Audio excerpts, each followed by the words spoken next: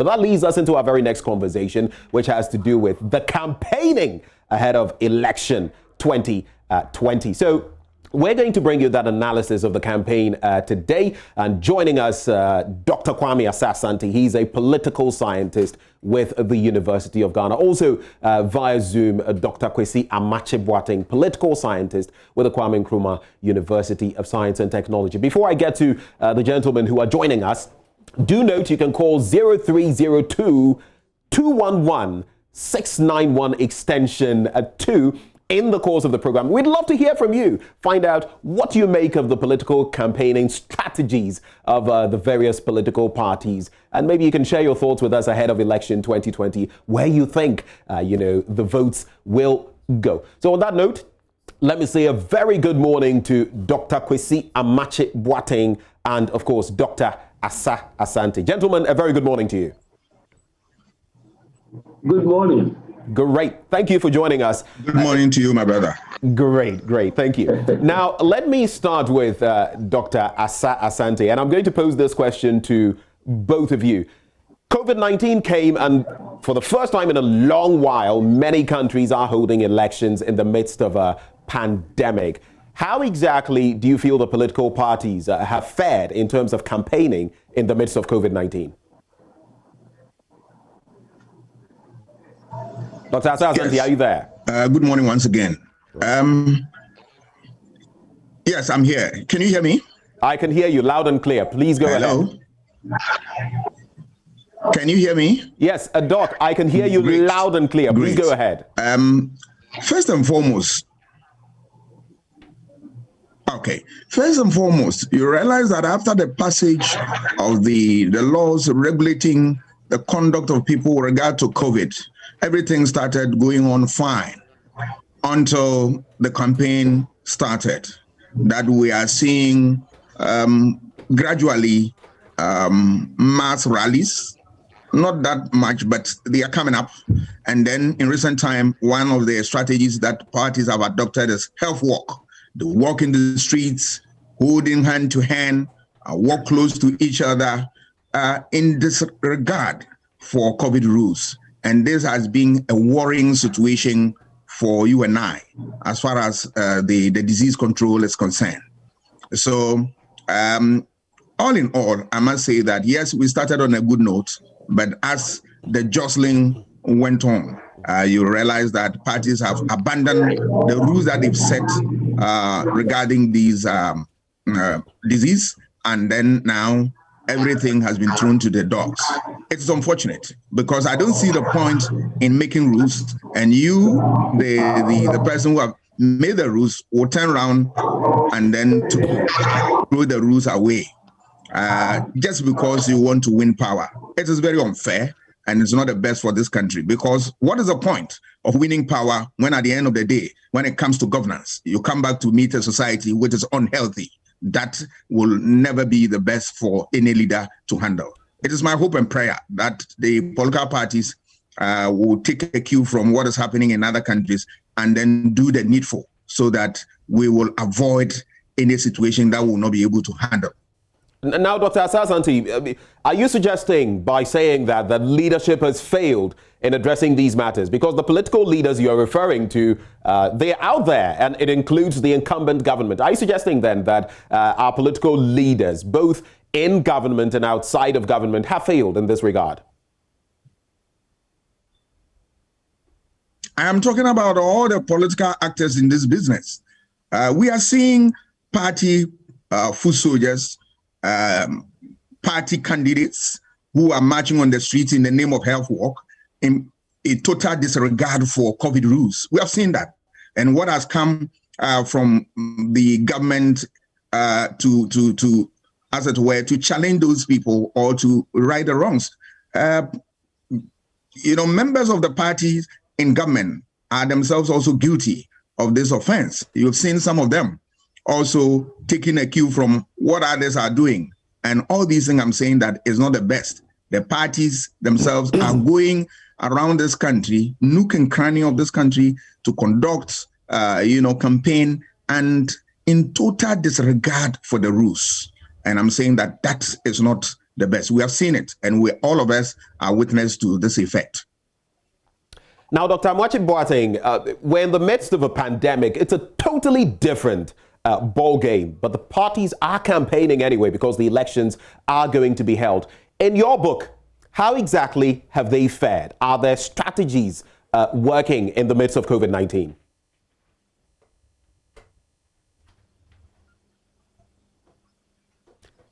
Dr. Amoachi Boateng, I hope you heard the question I posed, sir. Well, it appears there may be a bit of a struggle there with Doc's connection. Well, I'm through, I guess. Yes, please. So if I hope I'm through now. Right. The point I was making, now we're in a pandemic. Well, let me just... I'm throwing the same question to you about how you feel the parties have fared, conducting their campaigning activities in the midst of a pandemic, and whether their strategies are working. Thank you for the opportunity, and let me say good morning to your cherished viewers and also to Dr. Asante, a colleague of mine. Generally, the parties really are boxing on, and I think they're going all out to make sure that they get their messages to the electorates. I mean, the stakes are very high, and COVID or no COVID, they simply coming out, from various angles in the attempt to, reach out to everyone. How have they fared? I mean, they've done their best. Looking at the challenges, you can't help it. COVID really attacks something so close to us, our social needs, the social element in human beings, a basic foundational element, of our existence. But that notwithstanding, we need to move on. Society has got to move on. The parties really, I like to believe, are doing quite well in the way they're campaigning. The challenge is getting everyone to observe, the protocols deployed. But that notwithstanding, I think at the end of the day, they're trying to, manage, the situation. They are doing well in getting their messages out. The manifestos are out. The campaigning going on, electronic, the campaigning through the electronic media, and of course they use face-to-face. The strategy that Dr. Sandy talked about, the health work, they're exploring all opportunities to reach out to everyone. I think they are doing quite well. Now, you are indeed saying that they're doing quite well, but in terms of innovation, in terms of creativeness, would you say that they are meeting the bar? Because campaigning in this period is a bit tricky. Only last night in my neighborhood, there was a political party van blaring after 7 p.m. Maybe strategy in there, but are there other means that can be employed by these political parties in terms of creativity to also forestall any challenges when it comes to dealing with COVID-19? If I should come in, I'd like to believe that they have explored, the various avenues available, social media, the media angles, one-to-one, this health work. What else could they do? They get some people also visits, houses. In the midst of all this, it is possible to maintain the social distances. So I like to believe that they've done their best exploring new strategies. I don't know what you have or what other people think. I'd like to believe that they've gone all out to really reach out, availing themselves of the strategies available. Let me come to Dr. Asante very briefly before we move on to another tangent. In terms of the creativity or innovation, do you feel there's anything more that the political parties could be doing to forestall any meltdown when it comes to election 2020 on the back of COVID-19? Yes, I must say that so far in terms of creativity, they've done a lot. We've seen a lot of innovations being employed here. We are in a difficult era, as you rightly pointed out, but we've seen them with a lot of innovations. One in the area of even non-verbal communication. You've seen gestures, for instance, for more for Nana and whatnot. This is a good gesture, that people are following. You don't need to be a scholar or somebody literate to know this. Just the symbol, you are good to go. We have seen the issue of songs coming up, political songs. Research has shown that if you look at songs, it's one of the things that really influence the choices of voters in this country. And the political parties are doing that. NDC has come out with a song, and so is the NPP and some of the other political parties. We have also seen the use of gestures, that they are using gestures and all that.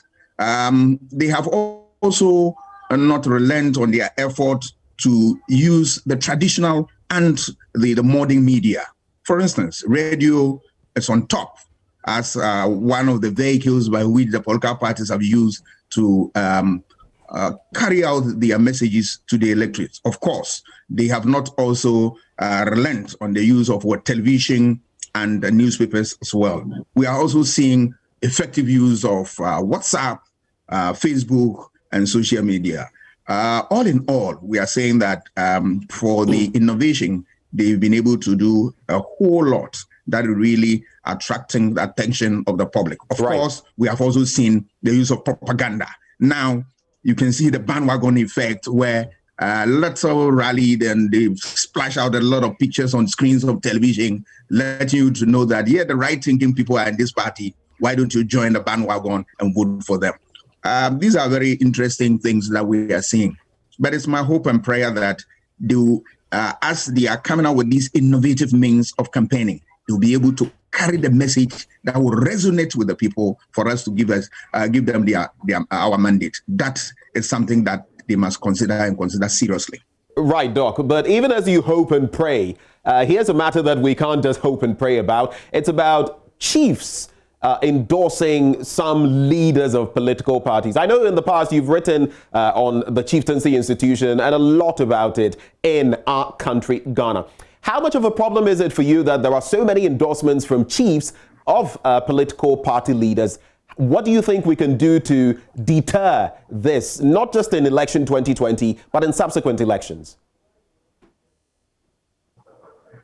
It is clear that what the chiefs are doing is in direct violation of the law. It is very clear, except that they are doing it. Because if you look at the constitutional provision on that, as to whether chiefs can be in politics, it's very clear that they are not supposed to be in active politics. And if you look at the work of the Constitutional Review Commission, it is also clear by the definition of what constitutes active politics. These are all clear, but they disregard these things. The way forward to this problem is that you can come out with a law that will really put sanction on those who violate the law.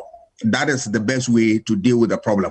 Two, you can also, as it were, make it in such a way that any chief who indulges in this, you publish their names and you let the people to know that they are the leaders that their activities or actions are not welcome.